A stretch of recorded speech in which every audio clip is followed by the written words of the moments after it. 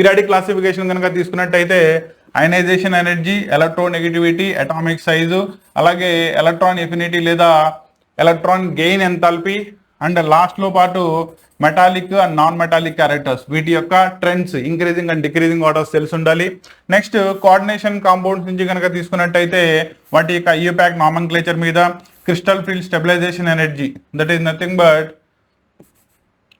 Last concept లో వస్తుంది CFSE crystal field splitting energy దాని మీద. Next isomerism concept and P block elements లో కనుక తీసుకున్నట్టయితే మనకి మ్యానుఫ్యాక్చరింగ్ ప్రాసెస్ నుంచి డైరెక్ట్ క్వశ్చన్స్ అడుగుతాడు. ఇవన్నీ కూడా కంపల్సరీగా కవర్ చేసుకోవాల్సిన concept inorganic point of view నుంచి కనుక తీసుకున్నట్టయితే. క్లియరా? దీనికి సంబంధించిన కంప్లీట్ షార్ట్ టర్మ్ కోర్స్ అంతా కూడా ఆల్రెడీ యాప్ ద్వారా అవైలబుల్ గా ఉంది నాన్న. ఇది విన్న స్టూడెంట్ ఇంట్రెస్ట్ ఉండి కోర్స్ పర్చేస్ చేయాలనుకుంటే కోర్సుకి సంబంధించిన కంప్లీట్ డిస్క్రిప్షన్ అంతా కూడా మీకు డిస్క్రిప్షన్లో అవైలబుల్ ఉంటుంది. కోర్సు లింక్ కానీ లేదా ఆ కోర్సుకి సంబంధించి ఏమైనా డౌట్స్ ఉంటే కనుక వాటిని క్లారిఫై చేసుకోవడానికి కాంటాక్ట్ నెంబర్స్ కూడా ఇవ్వడం జరిగింది. కాబట్టి ఇంట్రెస్ట్ ఉన్న స్టూడెంట్స్ అయితే కనుక డెఫినెట్లీ తీసుకోండి.